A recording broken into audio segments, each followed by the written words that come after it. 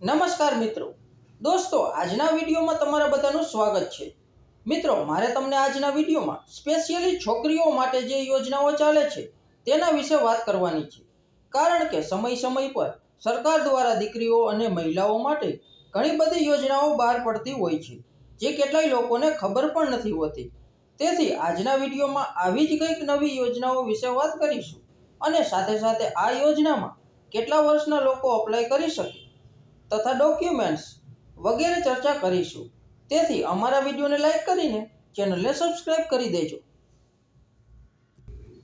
તો મિત્રો, આજે આપણે સુકન્યા સમૃદ્ધિ એકાઉન્ટ્સ વિશે વાત કરવાના છીએ, જે યુનિયન બેંકમાં ચાલી રહ્યું છે।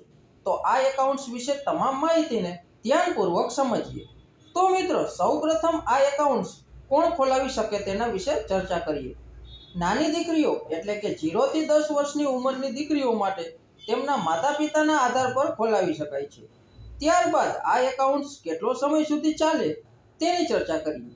જો તમે આ યોજનાનો લાભ લેવા માંગતા હોય તો જ્યાં સુધી છોકરી 10 વર્ષની ન થાય ત્યાં સુધી તમે આ યોજનાનો લાભ લઈ શકો છો અને 10 વર્ષ પછી આ એકાઉન્ટ્સમાં યોજનાનો લાભ મળવાપાત્ર નથી।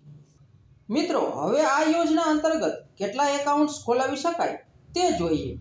મિત્રો, આ યોજનામાં લાભ લેવા માટે તમારે કોઈ જોડિયા બાળકો અથવા 3 બાળકો હોય તેવા કિસ્સામાં તમે વધુમાં વધુ 2 એકાઉન્ટ્સ એટલે કે 2 બાળકીના એકાઉન્ટ્સ આ યોજનામાં ખોલાવી શકો છો। 2 થી વધુ એકાઉન્ટ્સ ખોલાવી શકાતા નથી। હવે આ યોજનામાં ખાતામાં કેટલા રૂપિયા જમા કરવા પડે તે જોઈએ। જો મિત્રો, તમારે આ યોજના અંતર્ગત આ એકાઉન્ટ્સમાં ઓછામાં ઓછા 250 રૂપિયાથી લઈને 50,000 સુધી ડિપોઝિટ કરાવી શકો છો, પરંતુ 1.5 લાખ રૂપિયા સુધી વધુ ન હોવા જોઈએ। મિત્રો, આ ખાતામાં ક્યાં સુધી પૈસા જમા કરાવી શકો તે જોઈએ। મિત્રો, આ યોજનામાં તમે ખાતું ખોલાવો ત્યારથી લઈને 21 વર્ષ સુધી તમે આ એકાઉન્ટ્સમાં પૈસા જમા કરી શકો છો।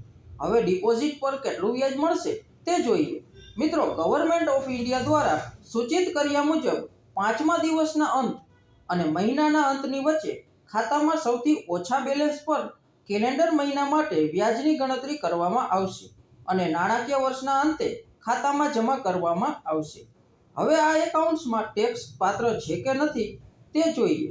તો મિત્રો, આ યોજનામાં આઈટી એક્ટ 1961 ની કલમ 80C હેઠળ કર ચાર્જ લાગુ કરવામાં આવશે। હવે મિત્રો, આ ખાતામાંથી પૈસા કેવી રીતે ઉપાડી શકાય તે જોઈએ। મિત્રો, 18 વર્ષની ઉંમર પ્રાપ્ત કર્યા પછી અથવા 10મું ધોરણ પાસ કર્યા પછી ઉચ્ચ શિક્ષણના હેતુ માટે પાછલા નાણાકીય વર્ષના અંતે ખાતામાં પડેલી બેલેન્સની 50% રકમ ઉપાડી શકાય છે। હવે મિત્રો, જો તમારે સમય થયા પહેલા આ ખાતું બંધ કરાવવું હોય ત્યાં શું કરવું પડે તે જોઈએ। જો મિત્રો, ખાતાધારકનું અકાળે મૃત્યુ થયું હોય કે પછી કોઈ ગંભીર બીમારીના કારણે ખાતું ચાલુ રાખવામાં મોટી તકલીફ પડે છે, આવા કિસ્સામાં કોઈ પણ વ્યક્તિ મરણ પ્રમાણપત્ર અને જરૂરી પુરાવાઓ આપીને આ ખાતું બંધ કરાવી શકે છે। અથવા ખાતાધારકના લગ્ન 18 વર્ષની ઉંમર પછી થાય અને આ ખાતું બંધ કરાવવું હોય તો તેને 18 વર્ષ પૂરા થયા છે તેનું પ્રમાણપત્ર આપીને 21 વર્ષથી પહેલા આ ખાતું બંધ કરાવી શકે છે। તો મિત્રો, કેવી લાગી અમારી માહિતી?